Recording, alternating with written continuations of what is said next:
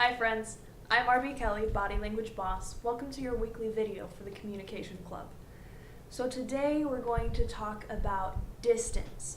Now, admittedly this is going to be tricky because it's not like due to the camera, like I can't just say this is 3 feet because it'll look different for you because you're sitting away from your computer. So that's why I'm going to demonstrate as best I can, but I'm also going to include the actual distances so you can test it yourself.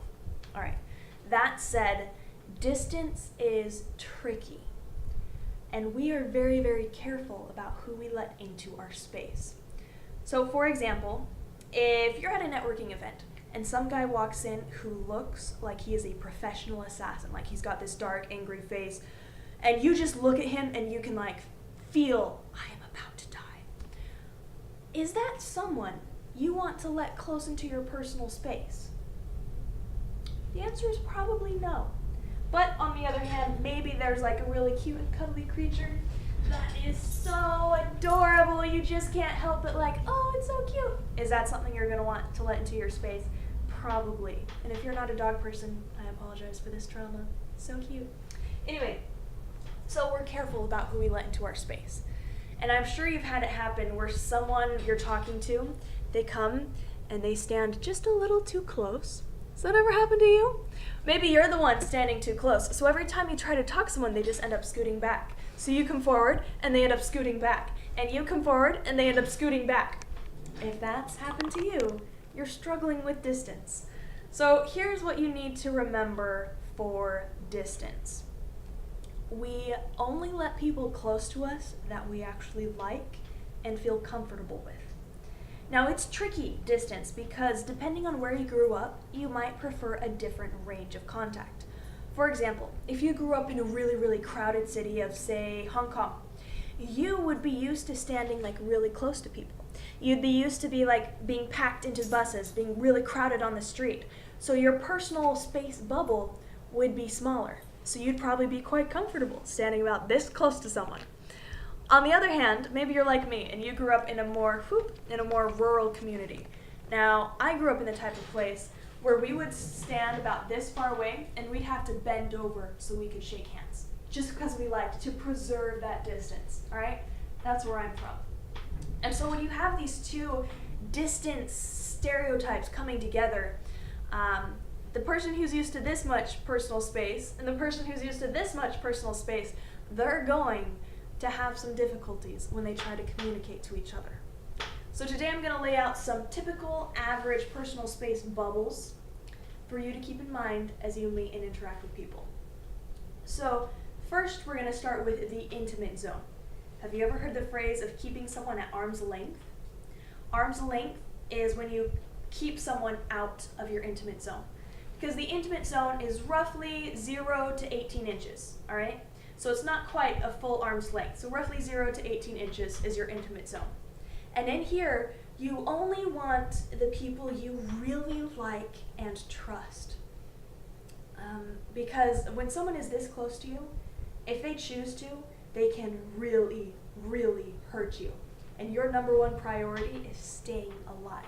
So you're very selective about who you let get this close. So 0 to 18 inches, intimate zone. 18 inches up to about 5 feet, which is a little longer than my arm can reach. So let's say maybe this is the personal zone. Scooting back anywhere from here out to all the way out here. Yeah, roughly 1.5 feet out to 5 feet. This is the personal zone. And the personal zone is tricky. You've got the outer edge of the personal zone, which is where you have casual friends. And then you have the inner edge of the personal zone, which is where you put good friends. And so you can actually judge how well a conversation is going by how close someone comes to you. And you can see when a conversation is ending because you'll both begin to decrease the distance. You'll both begin to increase the distance between you as you decrease the intensity and start moving away. So, 1.5 feet up to 5 feet, personal zone. This is where we put our friends. 5 feet up to 7 feet is the social zone. So if you have 3 or 4 people talking together, say you're at the break room or sitting on the couch with a bunch of friends, you are going to be spacing yourselves roughly 5 to 7 feet apart if you can. If you have enough space, that's what you're going to do. And you can tell, if you notice the distance in the groups, you can tell who is best friends with who. Because if you notice the space, you'll notice the difference, like, oh, Dave is sitting roughly 5 to 7 feet away from everybody else, whereas the other three people are only 3 or 4 feet away from each other. We can physically see Dave is the outsider in the group. So notice how much space, how much distance there is between people, how much they choose to have, and how much they're forced to have, because those are two different things. So 5 to 7 feet is the social range. Then you have 7 feet plus, that is your public space. And so if you come up to a stranger, you prefer to keep them at least 7 feet away. Say you're filling up seats at a concert and you get to choose your seats. As the seats fill up, you will try to create as much space between yourself and the other people as possible. It's creepy when there are like dozens of empty seats and someone comes and sits right next to you. We prefer to keep a larger gap. So you'll notice in public, people try to at least let the other person have like 7 feet of distance. Any closer and we start to feel a little icky. So those are the ranges of distance. This is a longer than normal video, but I hope it was informative. So go ahead, pull out a tape measure, test it on your friends, and don't let them know you're testing it. Then let them ask what you're up to and you can explain all about it. All right, I will see you next week. Bye.